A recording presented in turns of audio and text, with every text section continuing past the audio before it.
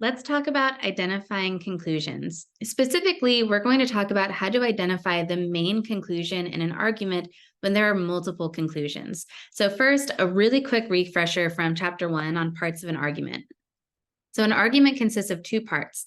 One part, the premise or premises, gives a reason for accepting the other part, the conclusion. So the premises provide support for a conclusion in an argument. In really complex arguments, there sometimes can be conclusions that are also premises. And this happens if you have a big argument, and within that argument, you have smaller arguments that have their own conclusions. So in these cases, you'll have a little argument, they'll have their own premises and a conclusion, but then that conclusion becomes a premise for a bigger argument. It becomes support for the main conclusion. So when you have these complex arguments, it's important to figure out which of these conclusions are actually just premises and which of these conclusions is the main conclusion, the thing that we're really trying to prove. So I'm going to start with a really simple example. If it's raining, then the grass is wet. If the grass is wet, then soccer practice will be canceled. It's raining, so the grass is wet. Therefore, we won't have soccer practice today. Okay, I've got all these claims. Some of them are premises, some are conclusions. One is actually a premise and a conclusion, and that is the conclusion of the smaller argument. So the smaller argument is, if it's raining, then the grass is wet. It's raining, so the grass is wet. And that's just classic modus ponens that we learned about earlier. So we have our premises and our conclusion. But when we add this additional premise about how if the grass is wet, then soccer practice will be canceled, in that case, then we have expanded our argument. We have a bigger conclusion that we won't have soccer practice today. And that first conclusion, that the grass is wet, is now a premise that supports the main conclusion that we won't have soccer practice today. So that's an example of how a conclusion can actually be a premise for another main conclusion. In these complex arguments, it's really important to identify the main conclusion. And one way that we can do that is to ask for each claim, does this claim support any other claims? Or does this claim give you a reason to believe any other claims? And if so, then it's not the main conclusion, because the main conclusion is the claim that all of the other claims support. So if there's a claim that is supporting any other claim, you know that that's a premise. A premise supports a conclusion.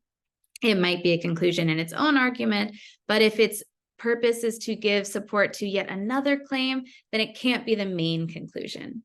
The main conclusion, again, is the claim that all the other claims support. Now, I think that could have been, maybe was a little bit clearer in the example that we just looked at. So I want to give us a sample argument that's similar to the types of arguments that were really difficult on the assignment. So I'm going to give us this sample argument from about the movie City Slickers, because I love the movie City Slickers. If you don't know the movie City Slickers, that's okay, because I'm going to show you a really quick clip from the trailer, and then I'll show you my sample argument. So this is the cinematic masterpiece, City Slickers. The Stone Range. Believe it or not, that work you saw a while ago, y'all are going to be doing that the next 2 weeks. My ancestors watching this. What do you think? I think you look like one of the village people.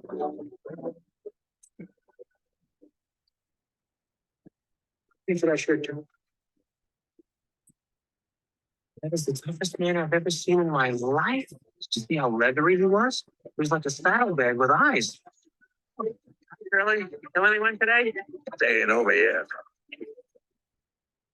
Okay, that's a small clip from City Slickers. If you haven't seen it, I highly recommend seeing it.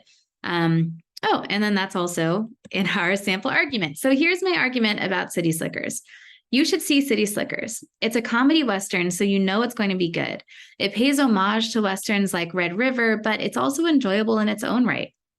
It has great actors like Billy Crystal, Bruno Kirby, and Jack Palance. And even though it's a comedy, it makes really salient points about relationships and our societal discomfort with aging. And it depicts the intimacy of male friendships without the barrage of homophobic jokes that was typical of the era. It's just a great movie, trust me. Okay, I've got a lot happening here. There's definitely a lot of claims. I need to figure out which claims are conclusions, which are premises, and which claims are premises that are also conclusions and which one is the main conclusion. That's the big thing. So first I'm going to just list out all my all my claims. So you should see City Slickers. It's a comedy Western. It pays homage to other Westerns. It's enjoyable in its own right. Great actors, really salient points, depicts the intimacy of male friendships. It's a great movie. Trust me. All right. I want to do a really quick aside. I want to focus on this sentence, trust me. I have this listed here as a claim. However, it's not a claim. And that's something that we're going to learn about more in our next unit. Trust me is something known as an imperative. It's a command. I'm saying, trust me. A claim is something that is either true or false. A claim is an assertion that something is true, and it must be the case that it can be true or false. Trust me, when I'm asserting it like a command saying, trust me, that can't be true or false. I'm just telling you to do something. And so that can't be a claim. So I'm going to take that out. That's actually something in this case known as rhetoric. It's trying to make the argument seem more appealing or more, it's supposed to add emphasis. Maybe it's trying to distract from the argument. Those are all things that rhetoric can do. In this case, yeah, it's just rhetoric. We're just going to get rid of it because it doesn't add to the argument at all. It's just like, I think in the reading, they called it window dressing. Okay, so now I've got just my claims. I'm going to go through them and I'm going to start testing them to see which of these claims are conclusions and, most importantly, which ones are the main conclusions. So I'm going to ask, does this claim support any other claims? Starting with number, does this claim give you a reason to support any other claims? The answer is yes, and it's not the main conclusion. The main conclusion is just the claim that all the other claims support. So I'm going to start with this first claim. You should see City Slickers. I'm going to go through and ask, does this claim support any other claim? For example, does the claim you should see City Slickers support or give a reason to believe the claim it's a comedy Western, so you know it's going to be good? Nope. You should see City Slickers does not give me any reason to believe that it's a comedy Western. So I think that they're related, but they're not related in that way. That means that you should see City Slickers, at least right now, is a contender for being a main conclusion. Because so far, I don't see claims that it's supporting. Let's go on to the next claim. It's a comedy Western, so you know it's going to be good. I'm going to ask, does this claim support any other claims? Because if so, then it's not the main conclusion. So does the claim, it's a comedy Western, so you know it's going to be good, support the claim or give a reason to believe that you should see City Slickers? Yeah, I could see that as supporting this first claim. So in that case, since it already could give reason to support one claim, I know that it's not my main conclusion, but I also know that you should see City Slickers is still a contender for being the main conclusion. And in fact, when I go through all of these claims, I see that there's another one that could possibly be a main conclusion because it's another claim that this one, it's a comedy Western, supports. And that's the last claim. It's a great movie. So the claim, it's a comedy Western, so you know it's going to be good, that could be used to support the first or the last claim. So right now, I know that I've got two contenders for my possible main conclusion. I've got two claims here that are supported by at least one other claim. Okay, let's go through the rest of the claims and see if we can add more contenders or narrow it down. It pays homage to Westerns like Red River. Does it pays homage to Westerns like Red River give me a reason to believe you should see City Slickers?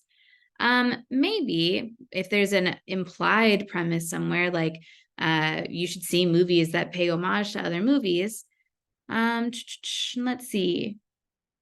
And I could see this giving support to the last claim. It's a great movie. It pays homage to Westerns like Red River.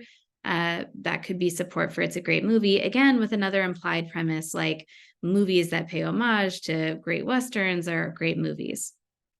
So I can see this claim possibly lending support to the first and the last claim again. So I've still got these two contenders for my possible main claim. And as I go through each of these claims, I can see the same thing. They all could lend support to the first or the last claim.